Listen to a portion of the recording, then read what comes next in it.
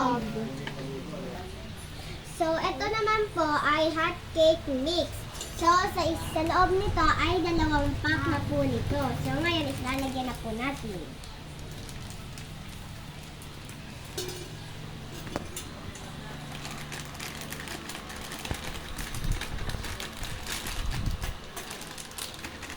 So, ang susunod naman natin ay 2 itlog. So, lalagay na natin.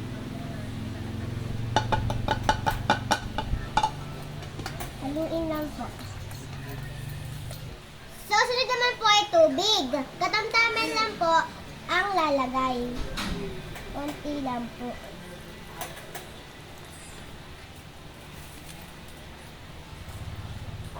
Pagkatapos po ng tubig, haluin na po natin ito. Para makuha lang po natin ang tamang texture. So ngayon, tapos na natin haluin. So ngayon, isasalin na natin. Bago natin isalin, sasabihin ko na sa inyo na nagpapakulo ng nanay ng si mami ng tubig. So ngayon, ilalagyan na natin. Di po natin pupunuin dahil aalis na po ito.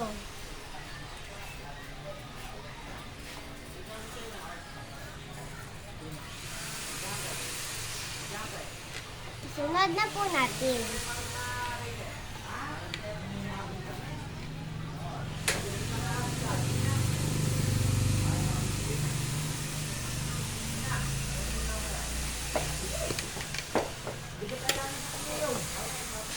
So, yan. Nasalin na po natin lahat. So, ilalagay natin itong cheese. Huwag po kayo mag-alala dahil nagugas po kami ng kamay habang ito ay naka-stop ang video.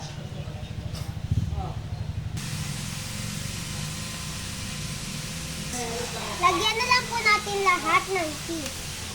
Ito na po lahat na nagawa namin. Ito naman po ang pinainit na tubig. Papalagay ko po sa mami ko para po hindi po kami mapasok.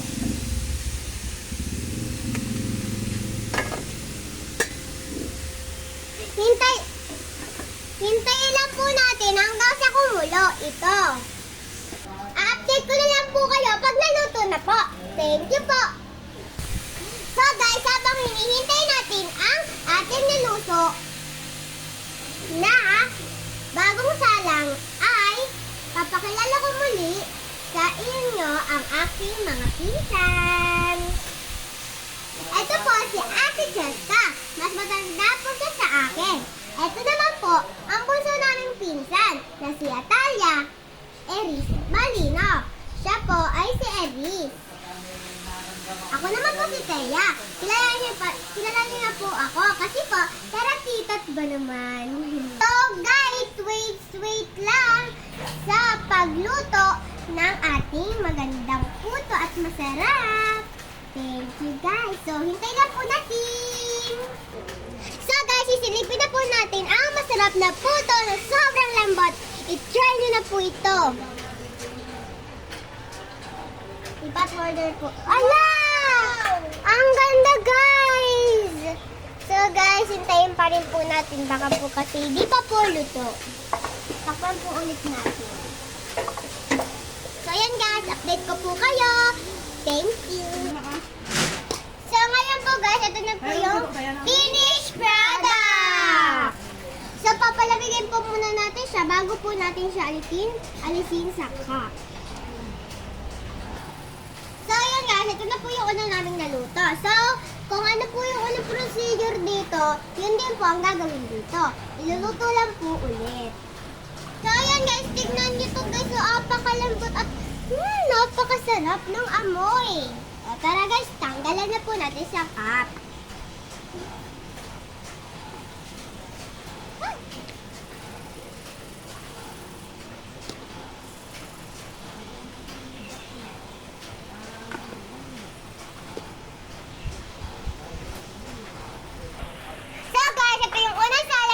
Na naluto na.